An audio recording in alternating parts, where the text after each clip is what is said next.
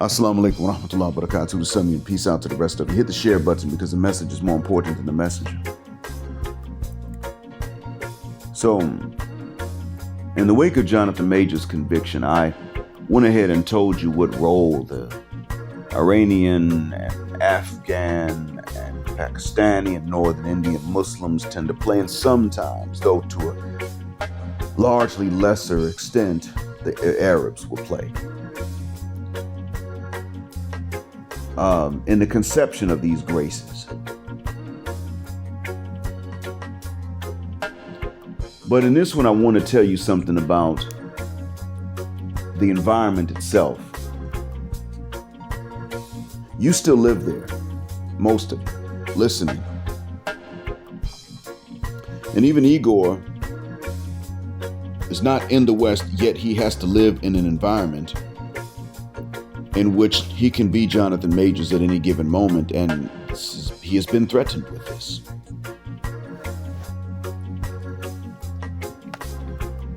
My heart goes out to him.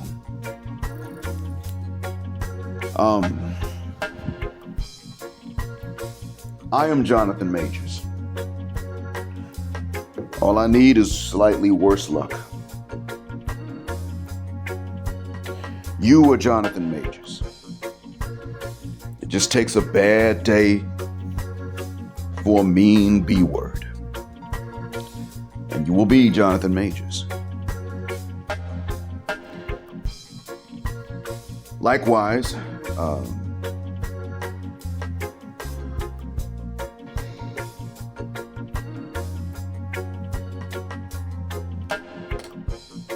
the one to whom you're going to send this when you hit the share button is Jonathan Majors. And there's not really much that you can do if you're going to still be in the States or the UK or Australia or Israel. There really isn't much you can do to prevent that. That's who you are. Jonathan Majors wound up going through what he's going through because of largely three parties. Zaddy. Now, I don't know which black assistant prosecutors were involved in his case, but Zaddy is one of the main parties. You already know. And of course, Becky. This time her name was Grace Jabari. And unfortunately, the party that had the least to do with his actual prosecution, that's Boom Shika and Bon Quish and Sapphire, by the way, still had something to do with the success of the prosecution for one reason. And they didn't even intend this. When they diminutized him from the very beginning and said he had slave features, like it was a funny thing to say, well, I don't have to tell you what that brought about and what that caused. You already know. This is one of the reasons why they say the things they say. They don't say these things that they say because they think that the words themselves will kill. They say the things they say not even because it's just funny and amusing and humorous. They say these things that they say and diminutize us and roast us and rank on us all the time because they know that it sends a green light, as Mr. Sperling said, and as Tiasan Johnson has said. It gives a green light to come after us. What it does is it tells the rest of the world, well, their own ladies are saying this about them, so they really are the boogeyman. And while a lot of times outside of the States, this is not believed, sisters are used to, or the hyena sisters, are used to being under the purvey and the thumb of Zaddy, who knows that they're lying, but doesn't really need them to tell the truth in the first mother cuss word place. Since when is Zaddy fibbing the guck about them telling the truth about us? He only cares that they say someone must say something negative about us. Now that is what matters to Zaddy, and everyone knows it. Everyone knows and understands and is aware of the fact that Zaddy, well, Zaddy doesn't need for it to be true. He just needs for it to be said. He's just looking for an excuse. He always has been.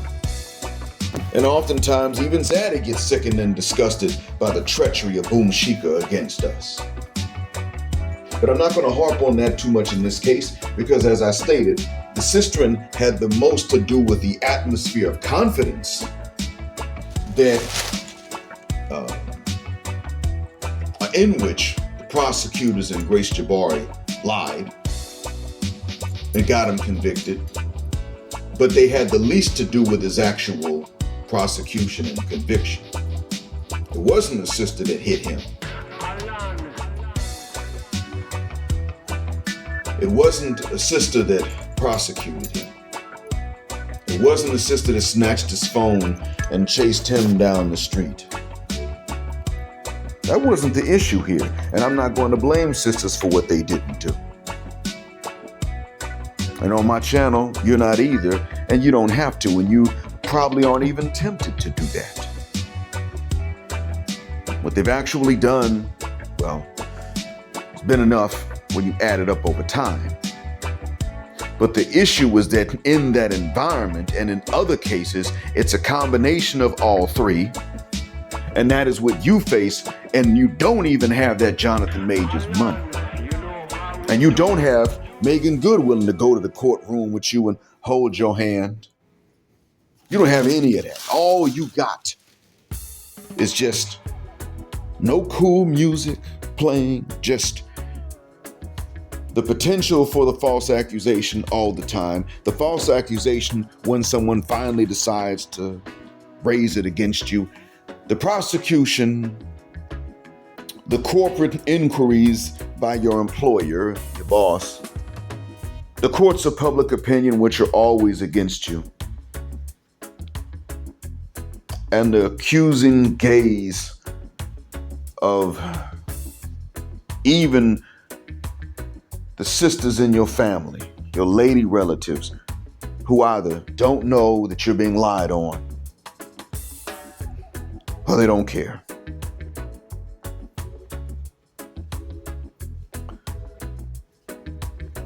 That's all you got. The legal fees and none of the money, none of those actors' checks from before, which they want to cut off anyway for Mr. Majors. So you were Jonathan Majors with more of the burden and less of the help. And that is not your fault, but it is the truth. That's exactly what it is for you. And this is why I say to you oftentimes to reblacktriate. Now, this is becoming more popular of an option for many of us, and I'm glad to see that it is, but it is still not just an option. It is a necessity. Reblacktriation is a must. You see, it is abroad that they don't really believe this stuff about you that much. See, I'm over here, and as a black man, sometimes my Arab students and I roast each other on occasion, and they can take it as well as they dish it out. It's fair, but we're roasting and it's jokes. I know they're not going home and beating their wives like the stereotype says. I know that. And they know that I'm not the deadbeat dad Negro stereotype that I've been made out to be on the Maury Povich show and on Oprah Winfrey. They know that. They know the color purple is some bullshit.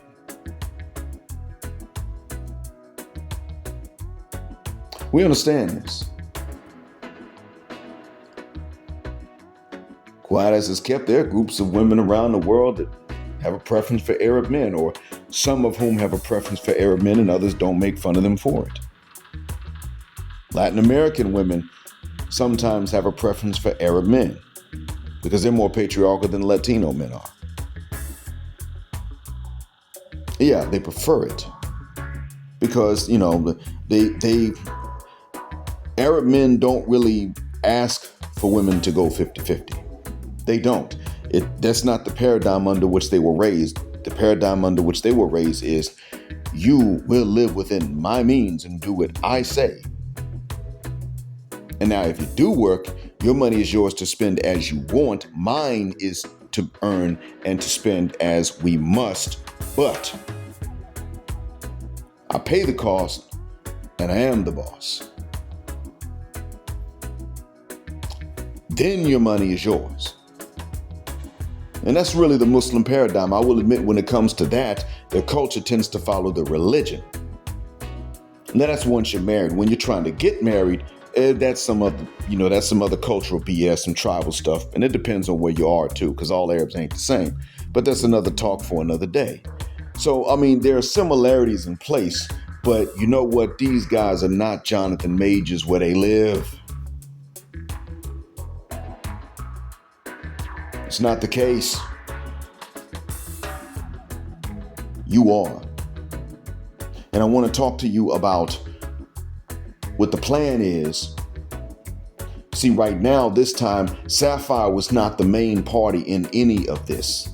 All they did was say he got slave features, which, of course, like I said, gave some confidence to Grace and to the district attorney.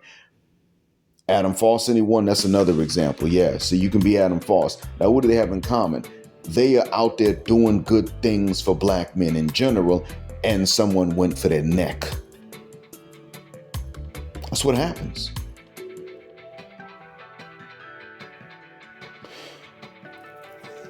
And that's where you live, because masses like that. But now let's go further. Let's talk some more about some other stuff. They want to go into wherever you like to go. And right now, well, Thailand is the famous hotspot. They want to go there and spread this feminism and this misandry to Thailand.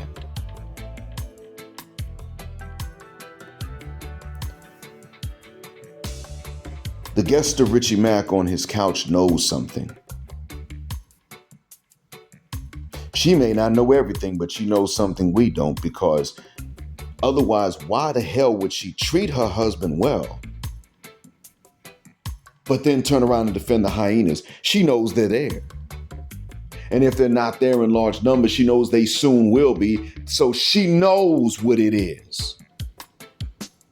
And if she was not present at any secret meetings of a conspiratorial nature, then that means she simply knows what sisters are going to do next without having to have a meeting, simply just due to the socialization of being a sister. Then she knows what it is, how they going to react, what they not going to let go. That tells you something. So what I say to you, brothers, is repatriation is a must.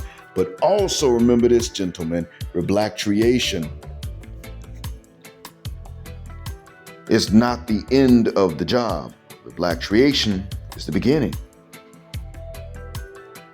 What I'm getting at here, gentlemen, is that when you do finally land at somebody's international airport and go through passport control and go through baggage claim and then go through customs, it's usually in that order, and then you walk into the country and you're going to have to exit that airport. That is not when your job is over. It is not over when you check into the hotel in which you're going to stay at first, or when you move into the more permanent housing. That is not when your job is over. Your job is over at a different time. Your job is over when you have become buddies with some of the local men, and you have let them know that while they can handle their own internal affairs the way they've been doing it, you're going to you then still give them information about an external affair that is following and chasing you there, that will become their internal affair to handle. And you let them know this was going to happen. It was on its way over there, whether you went there or not. But since you did go there, you can now tell these gentlemen, these buddies of yours, what to do. You can say to them, we can't reverse this overnight in the States or in the UK or in Canada, but this, because it's not fully in the system and ingrained here yet, we can tell you how to stop the march of that madness. It is over when you have finally told them that every woman of whom they take care, the relatives like their daughters, their sisters, even their mamas if she's old enough, must follow their rules. And that while they're not there to oppress these women, they must say to these ladies, you will have no social media account of which I don't know and that I cannot see. Why? Because I said so. I can look at your WhatsApp. I can look at your Facebook if you have that, Instagram if you have that, Snapchat if you have that. Whatever the other ones, Twitter if you have that, take your pick. I can, TikTok. I can look at all these if you have them. You in the chat room, I can see that too. I have to be able to see that. Why? I don't have to look at it all the time, but I need to be able to, because there are going to be ladies that are going to try to tell you certain things, and they're not going to be true.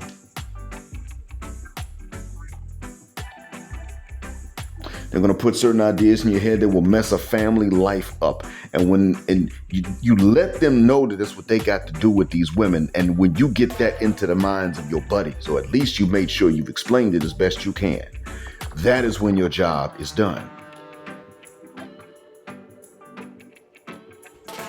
That is a must. You see, it is important not only that you are going to these areas and you're getting along with the women. That's not the only part that's important. It is also important that you're going there and you're getting along with the men. You get along with your buddies. That's also important. I don't mean getting along in a romantic way. I'm not talking about that booty banditry business. I am talking about normal friendships, but also those of mutual benefit. We know how to do this.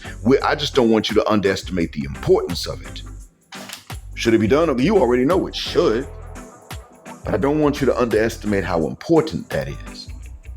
To trade this information with these men and let them know, look, y'all have had family life since the beginning. And I'm telling you now that they're coming to disrupt it.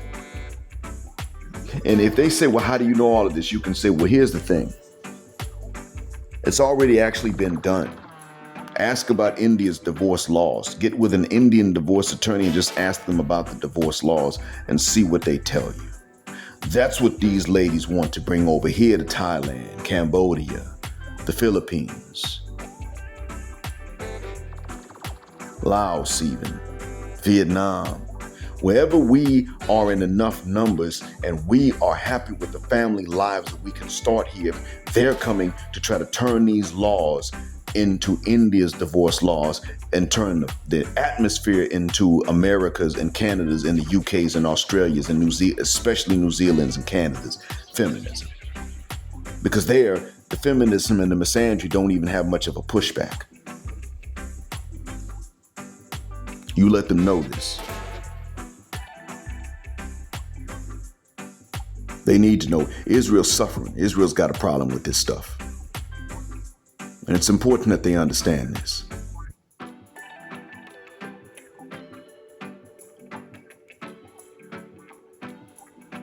They want to turn these places into those places.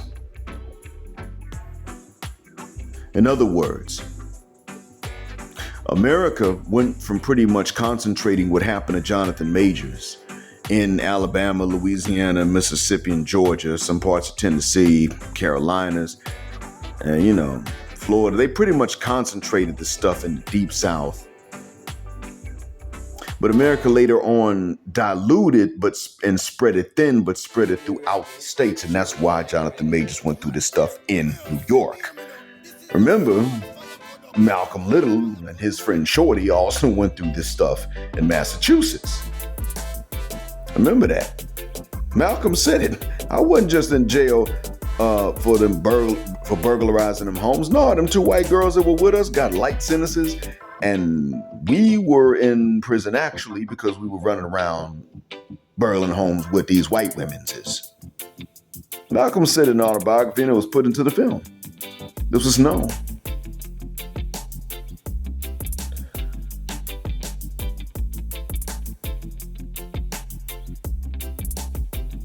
Yeah. So it was always somewhat diffuse and dilutedly spread throughout the USA.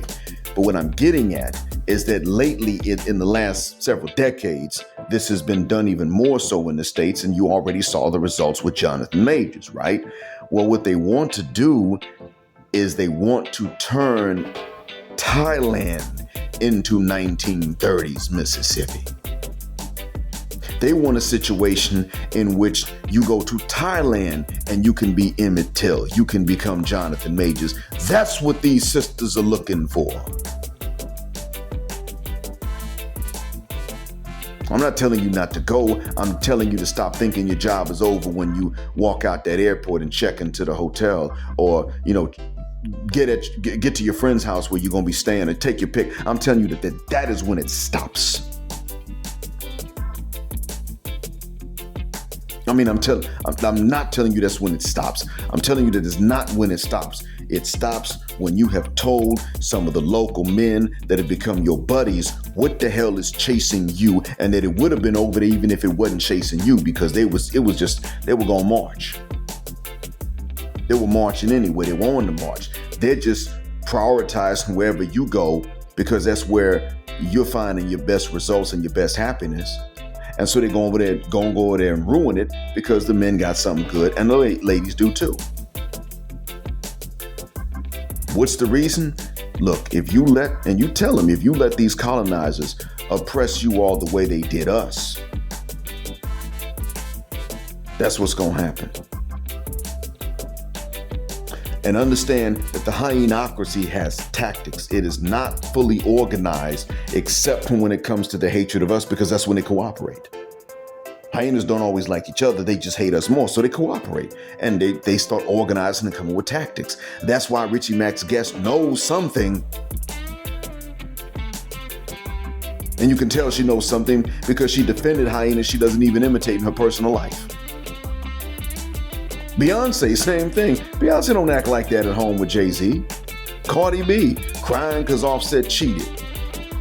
But there's a video of her right after singing, I don't cook and I don't clean, but let me tell you how I got this ring. There's a video of her wearing a house robe and a bonnet sweeping. I remember that.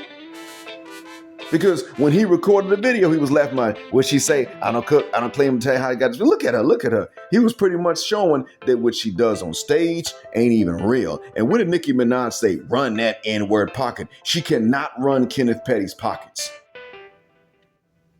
She cannot. He ain't got no pockets to run. He's a jailbird pookie and a lowlife one at that, based on the charges for which he was incarcerated. That man probably had to be locked up in protective custody the whole time he was incarcerated. And that's who she got.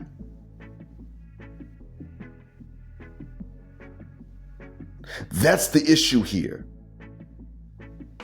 What are they? And Nicki Minaj was getting on with Kevin Samuels talking about, yeah, but those other dudes, they can D the ick. No, those guys are right. The ones with the so-called incel behavior, they're right. Because they're not incels because of something they did.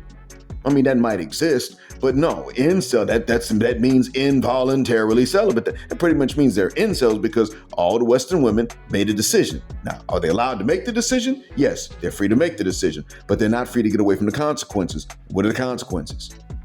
Abandonment later on.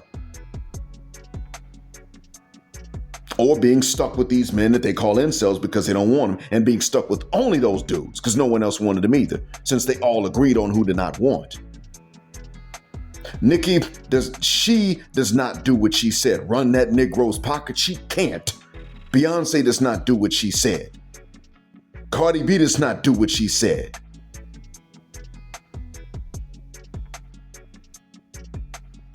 Richie Mac's guest does not do what she was defending. She does not imitate whom she was defending. She was defending them not only because of the programming of the states, but also because she knew something. Remember, Richie Mac said he met her in Thailand. That means she was already there. She knows something.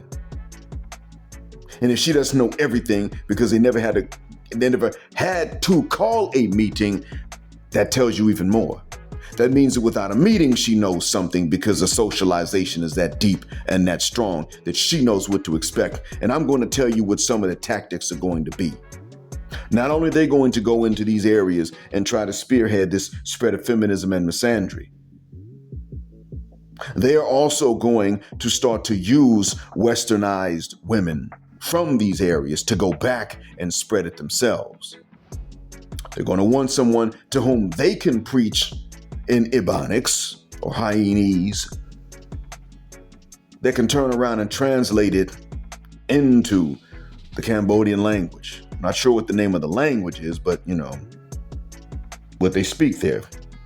Translated into Laotian, translated into Vietnamese, translated into Thai, translated into Bahasa Malayu,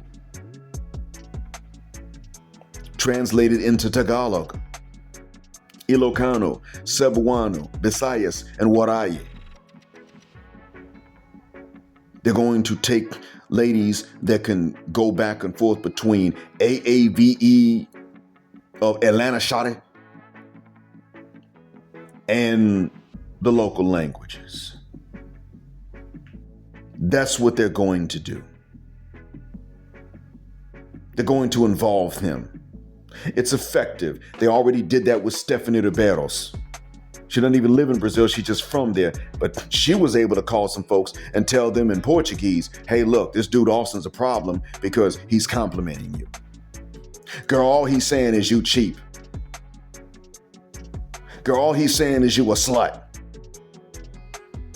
Now, he asked a question, and what he meant was easy going anyway. He worded it wrong, kind of carelessly. He's 23, too, or he was back then. However, Stephanie Riberos knew what to capitalize on. And she was able to tell him in Portuguese her interpretation. I live in America. I know what I'm talking about. This is what he meant. And what happened?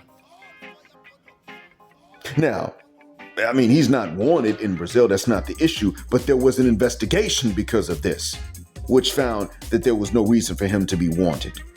Can he go back? I'm not so sure he can go back specifically to Brazil. South America? Yeah, but you know what? As long as they don't hear about it. That's what they want. What they want is for the environment to be like that and for all of us to first be Austin Holloman over there, then for us to become Emmett Till and Jonathan Majors over there. That is the goal. I don't know how much they're going to succeed in which country. There's no schedule of that, even of what they expect as far as I know. But I do want you to understand that is one of the goals. And right now, all you got to do is understand that your work does not stop when you walk out that airport in that new country. It stops when you have warned some of the men as buddies what the hell is coming down the pike and what to do to stop it from spreading within their families. And how they will know how to tell their buddies and tell other men. But you got to understand and let them know you are there not just to marry their women, and that's nothing wrong with it. And most of them ain't gonna trip if you a good dude. But you let them know that you are also there to tell them what the wuck is coming down the pike to ruin the family structure. That's how you make it plain that you're not a broken man that other women didn't want back home. You are an ally. Coming from what you actually coming from, which is an attack, a problem caused by this attack by the hyenas. So that you would never be able to find a stable family life. And that's all the F word they wanted from the very beginning. You gotta let them know. You tell them what the truth is. And the truth is, you know what? They've been hating us. They hate us because we're not the Farange, which is what some people call the white foreigners. They hate us because we're not the ones that kidnapped us. They hate us because we're not the ones that did the colonizing of the continent. Who colonized you? Who colonized us? Who kidnapped us and took us to the New World? You were not them and I'm not them. And she hates me for not being them. And so she's going to try to teach your women to hate you for not being them too. That's what that comes down to. And I'm going to tell you how they're going to do it and how we can stop it together. I mean, they got America. They got it. Probably going to lose that, but they got it. They got Canada. May lose that too, but they got it. But since we know how this marches, I can tell you how they can wind up not getting this over here.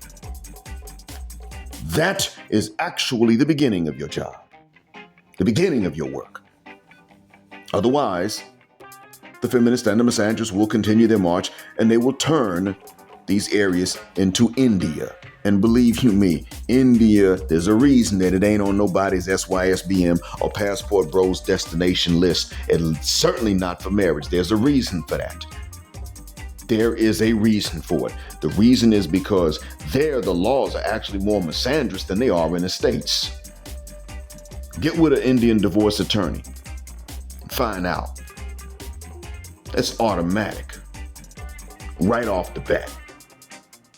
You divorce, the man is up for alimony. She might decide not to go for it, but if she does, the man's on the hook for alimony till she remarries or one of them dies. Now I know why they had an epidemic of these husbands' mothers taking out the wives. Now I know where this came from. I don't agree with it, but I know what started it. You ain't finna sit up here and get my son on the hook for no alimony. And you know women know women. Women know women. So these husbands' mothers knew that these wives were gonna get unhappy and then decide, you know what, I can get them on the hook for alimony. So let me go ahead and just burn her in this kitchen before she gets any bright ideas. And we're keeping her down. You know, in the Hindu, not the Muslim way, but in the Hindu way, the wife's family pays the husband the dowry. And I wonder how the hell did they get them to agree to this? Well, I realize now that them divorce and alimony laws would have made it worthwhile. That's what it is. Like, all right, we'll pay the dowry. Guess what's gonna happen? We pay this dowry, she leaves, and then she gets the alimony. Nidge, we get the money back, and then some. Well, you know what? If you let Boom Chic and Bon Quisha keep on following you undetected, and you don't expose, forget bad-mouthing them, just expose the plans, because if you don't do it, they're going to spread the feminism and the misandry, and once they change the hearts and minds of the people, it's up to them to change the laws, but why would they not do so? At that point, you'll see Sophista Ratchet Sapphire and Boom Chic clap their hands and wash their hands and on to the next talk.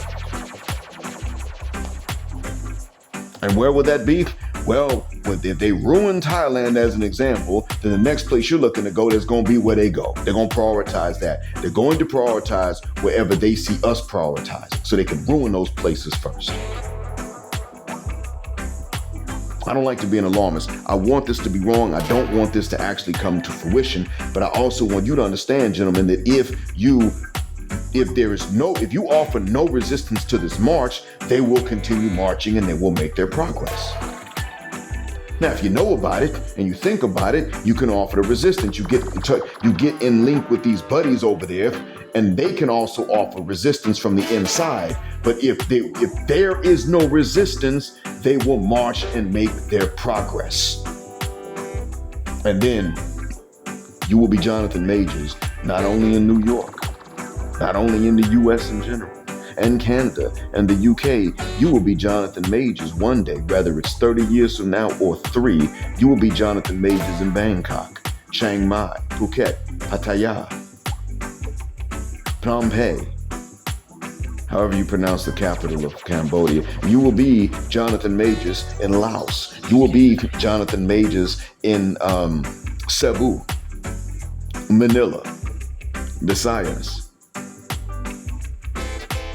You will be Jonathan Majors in Indonesia, in Borneo, the Indonesian and Malaysian side of Borneo. You will be Jonathan Majors in Brunei, in the Maldives, in the DR. That's already on the way, I'm pretty sure. In Colombia, Brazil. You will be Jonathan Majors in these areas. You will be then Emmett Till.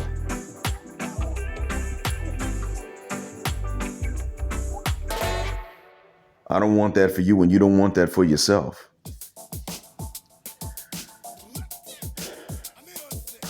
They will leave it to where the only places where you'll be able to go and maybe not become those guys will be places in which the conditions are so bad that we can't go there, and the people that are there can't stay there. They might ignore those spots. But no, any place with any kind of infrastructure in which people can live in large numbers, they'll ruin. If they're not offered a resistance. If we offer some resistance right now, the results will change drastically. I think you understand what I mean, and I'm not going to belabor the point anymore. I appreciate you all listening for this long. Thank you as always. And shouts out to Armando for coming through on the Cash App. I appreciate that from the bottom of my black heart, from the depths of my black mind.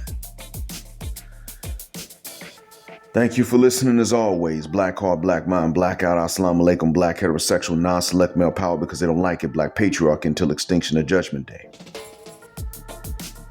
Thank you for flying again with us on Jet Black Airways, where jet black is also a verb. Keep jetting black with us until the wings and the wheels fall off.